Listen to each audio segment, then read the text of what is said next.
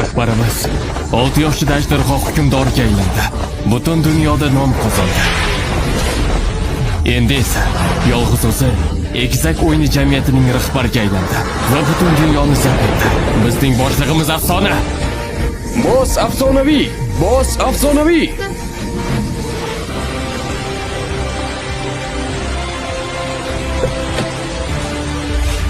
Hamma qayerda? Boshliq qayerda?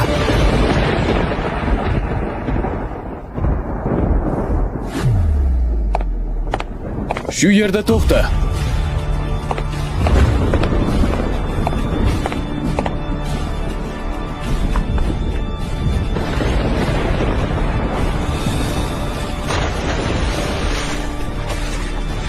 Kichkina bola.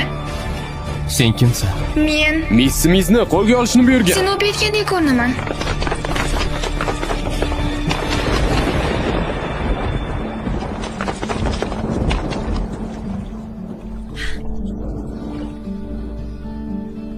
Nima qilyapsan? Haligi meni ta'qib qilishyapti. Seni yoningda bekina oldim.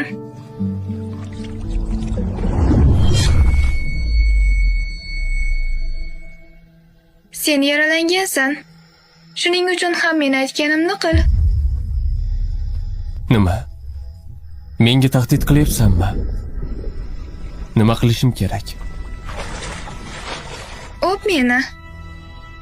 Agar bilmasang, o'zim o'rgataman. Nafas ol. Og'zingni och.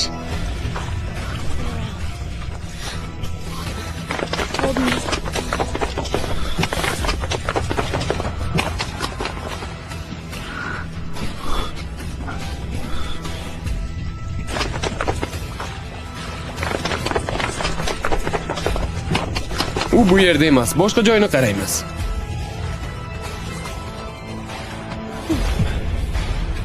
Rahmat, endi ketishim kerak. Meni kimligimni bilasanmi? Bunday qilishga qanday jur'at qilding? Seni kim ekanligingni bilmayman, lekin hozirgi vaziyatdan keyin hayajonlanganingni bilaman. Axir shundaymi?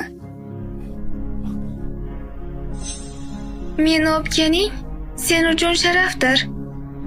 Senga rahmat, yana ko'rishguncha.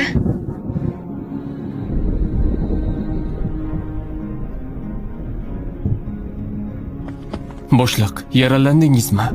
Yomg'ir tufayli biroz shamollab qoldi. Bu hech narsa emas.